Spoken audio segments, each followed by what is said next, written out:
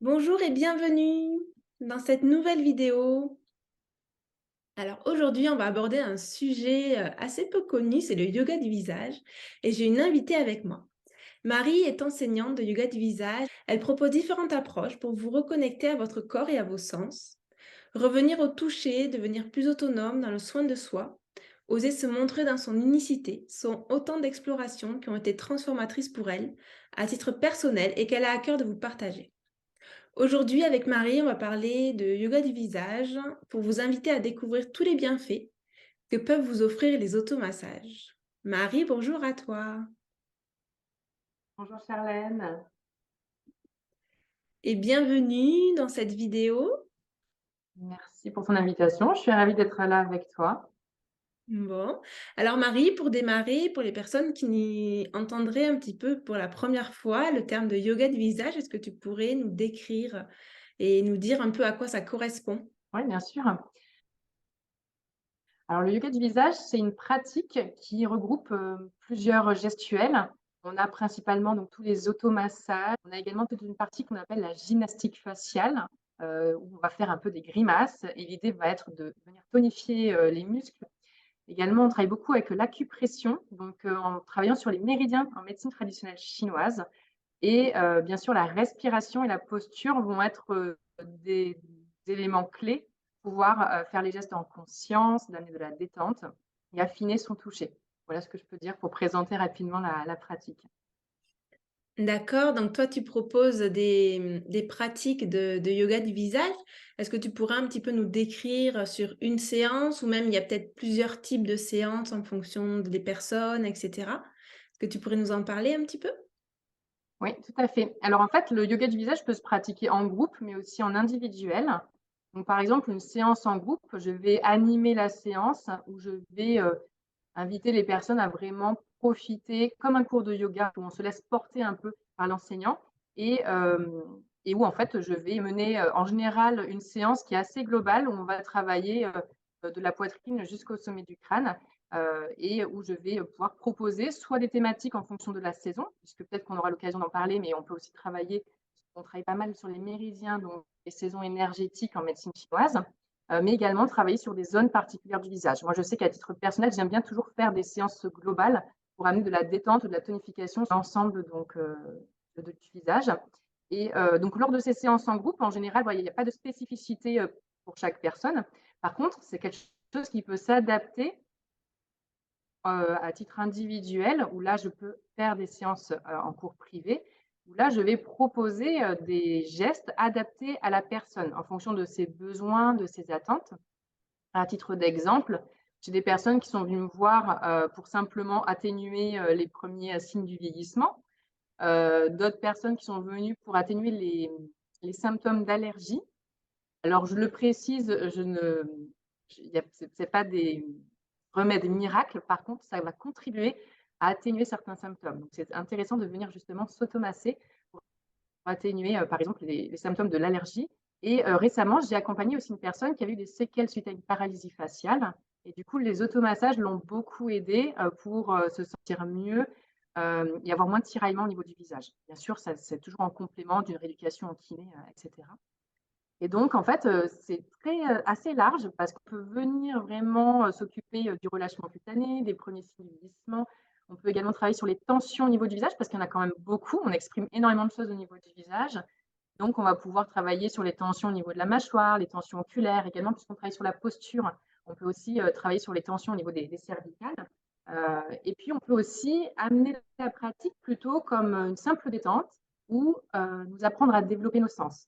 Comme sur le visage, on a l'ensemble des sens qui sont représentés, ajoutés au sens du toucher, qui vont vraiment nous permettre de prendre conscience un peu plus finement, de notre vue, de l'ouïe, également de l'odorat, même du goût. On va pouvoir travailler sur vraiment tous ces sens-là et d'aider en fait tous les organes des sens à être plus ouverts, plus développés. Et donc moi j'aime beaucoup amener aussi cette partie-là. On va pouvoir travailler donc comme je l'ai dit tout à l'heure avec les saisons, puisqu'en fait sur notre visage, on a, un certain nombre de méridiens qui traversent le visage et qu'on va pouvoir stimuler soit pour travailler sur l'organe en fait, concerné, hem soit, d'avoir des vertus directement au niveau du visage.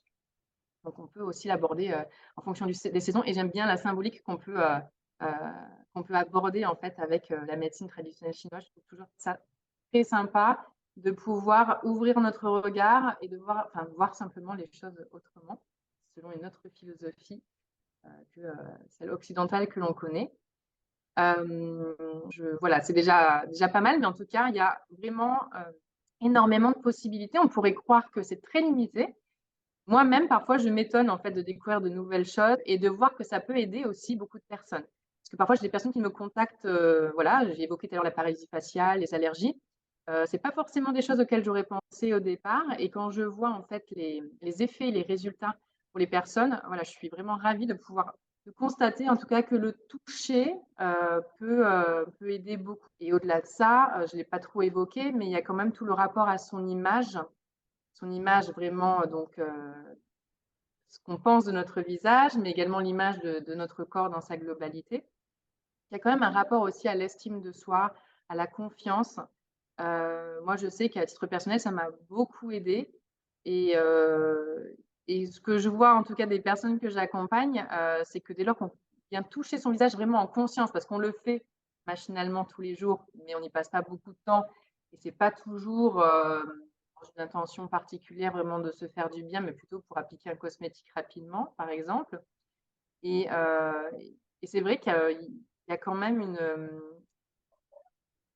pas une révélation parce que bon, pour moi, ça a été assez intense à titre personnel, mais pour d'autres, c'est quand même une prise de conscience, et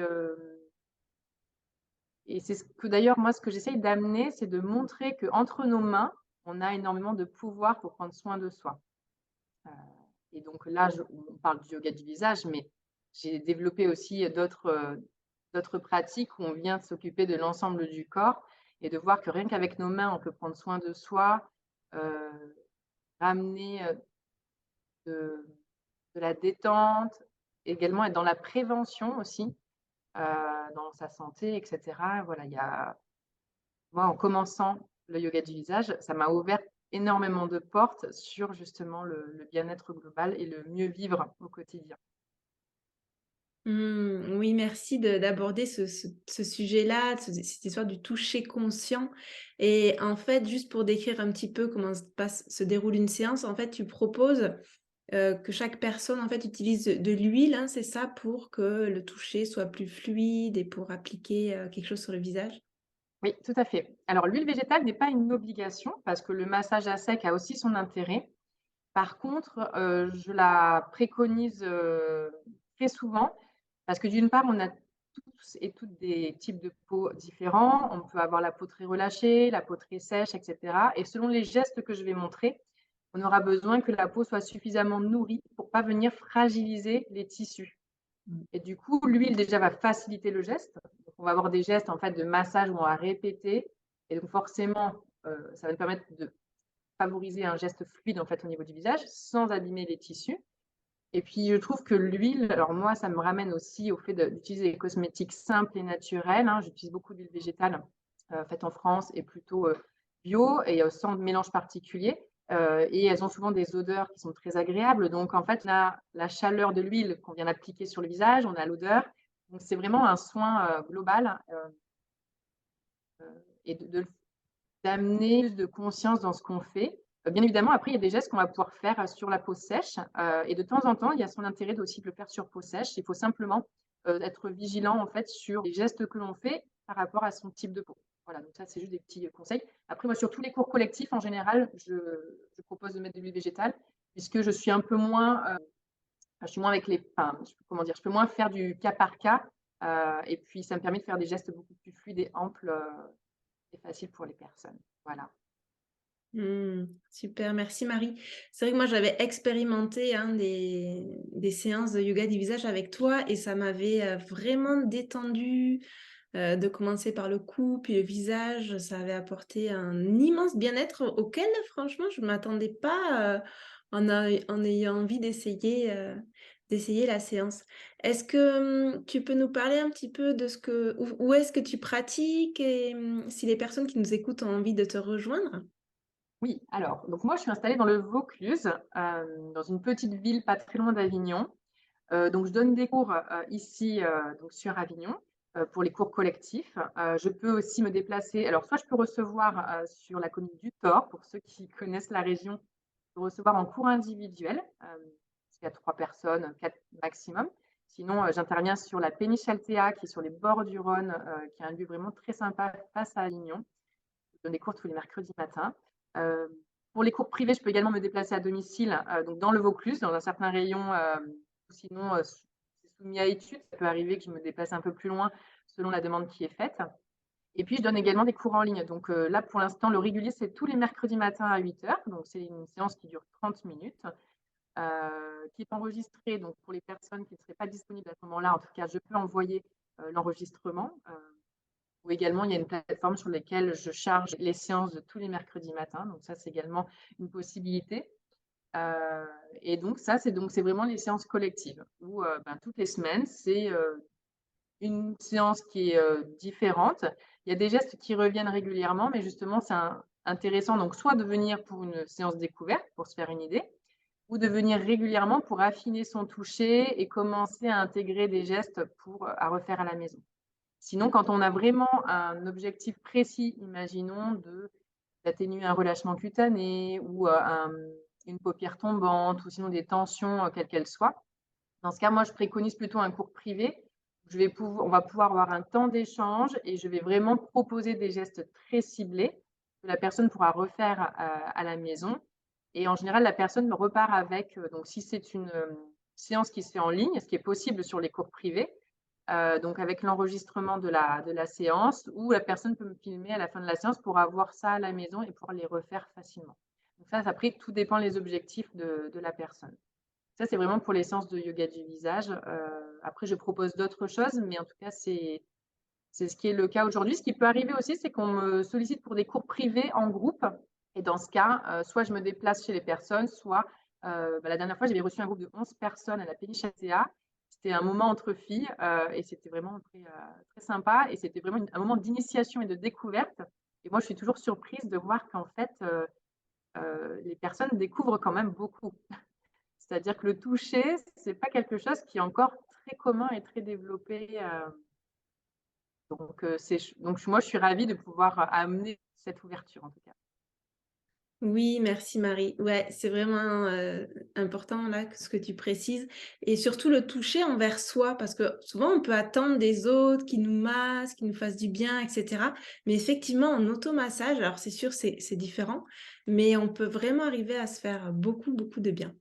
Donc je mettrai ton site internet Marie en dessous de la vidéo avec, les liens pour, ceux qui veulent en savoir plus sur les séances de yoga du visage en ligne et en présentiel et tout ce que tu fais, aussi. Merci à tous pour avoir regardé cette vidéo et je vous dis à bientôt. Au revoir Marie. Merci Charlène.